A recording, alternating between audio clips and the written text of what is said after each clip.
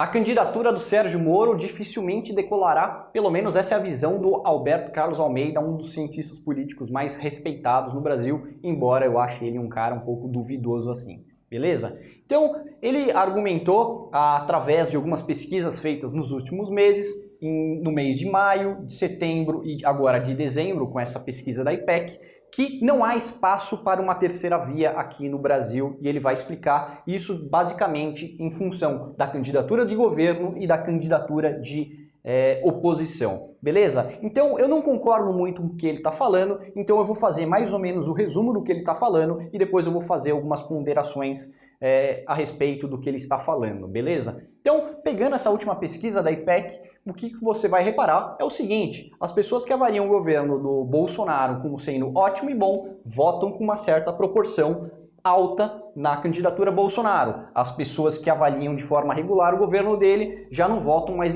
numa proporção tão grande na candidatura Bolsonaro. E as pessoas que avaliam como ruim, péssimo, quase nunca vão votar no Bolsonaro. E a candidatura Lula é o exato oposto a isso. Ou seja, as pessoas que gostam do governo Bolsonaro votam na candidatura Lula numa proporção muito pequena. Quem avalia como regular já vota em uma certa proporção de aproximadamente 30% na candidatura do Lula. E aqui a parte mais importante, que as pessoas que avaliam o governo como ruim e péssimo votam em 70% com o Lula. Ou seja, o Lula está, pelo menos no imaginário popular, como sendo o monopolista da oposição ao governo Bolsonaro. E como existe muito mais gente hoje em dia que avalia o governo como ruim e péssimo do que ótimo e bom ou mesmo regular, esse daqui seria o principal candidato de oposição e não haveria uma outra candidatura capaz de fazer essa dicotomia entre o Bolsonaro, que seria o candidato do governo, e o candidato da oposição, que seria o Lula.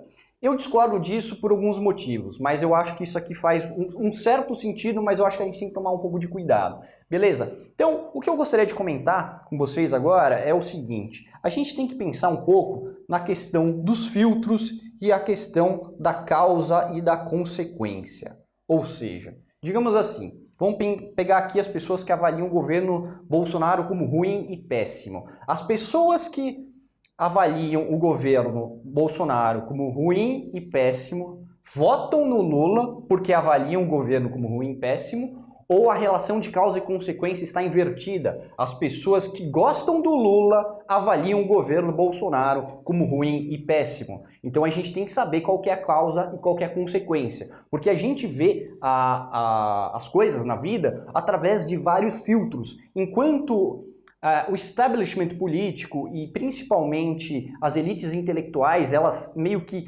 veem um mundo, ou pelo menos elas percebem que veem um mundo através de dois únicos filtros, a questão da justiça e a questão do dano. Então, quando você coloca esses dois filtros, você enxerga a sociedade de uma certa maneira. Mas existem vários outros filtros que vão fazer com que você goste ou não de um candidato, goste ou não de uma política. Ou seja, o que eu vou argumentar é que muitas das pessoas que avaliam mal o governo Bolsonaro são pessoas que têm predisposição a desgostar do tipo de governo que ele está fazendo. Não é necessariamente porque o governo do Bolsonaro é ou não ruim ou bom, beleza? Então eu acho que sempre existe esse tipo de problema de causa e consequência. Então seria como se a gente tivesse uma comida. A gente percebe uma comida não apenas pelo paladar, mas pelo odor, mas pelo olfato e pela aparência e coisas do tipo. Então, quanto mais a gente entender esse tipo de coisa, mais a gente consegue fazer uma comunicação um pouco mais forte. E o Bolsonaro entende muito bem disso e o Lula também entende muito bem disso. Quando o Bolsonaro vai falar, por exemplo, sobre a mamadeira de piroca, ele está falando sobre uma questão da pureza e barra degradação. Ou seja, ele está mexendo com o imaginário popular sobre uma questão que nós, enquanto pessoas, achamos que é muito válido, que é a pureza das crianças. Por isso que ele consegue pegar tanta militância numa certa aura meio messiânica em torno desses temas, coisa que o PSDB não faz. e outros candidatos também não fazem. O Lula também é uma pessoa que tem uma certa aura meio que religiosa por trás. Então, por isso, eu acho esses dois candidatos tão superiores aos outros, beleza? Então, quando ele for ver aqui os dados sobre o Sérgio Moro, ele vai ver que os dados do Moro são muito parecidos com os dados do Ciro Gomes. Então, qualquer candidato aqui de terceira via estaria mais ou menos nessa sinuca de bico de acordo com ele. Porque as pessoas que avaliam o governo Bolsonaro como ótimo e bom votariam no Moro com 5% das vezes.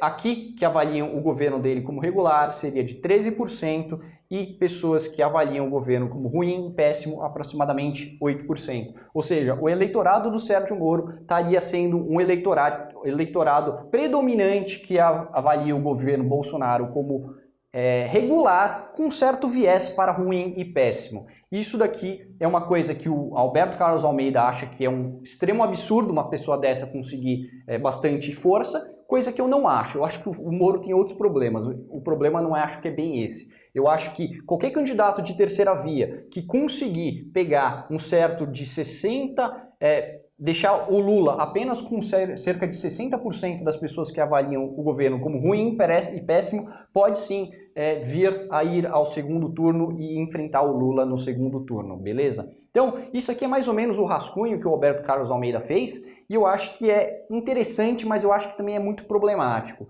porque existe a possibilidade do Sérgio Moro ir sendo cada vez mais uma candidatura de oposição ao Bolsonaro. Ou seja, quando a gente for pegar as pessoas aqui que avaliam, que pretendem votar no Lula em uma dada proporção porque avaliam mal o governo dele, será que isso aqui não é majoritariamente as pessoas que votaram no Haddad no segundo turno?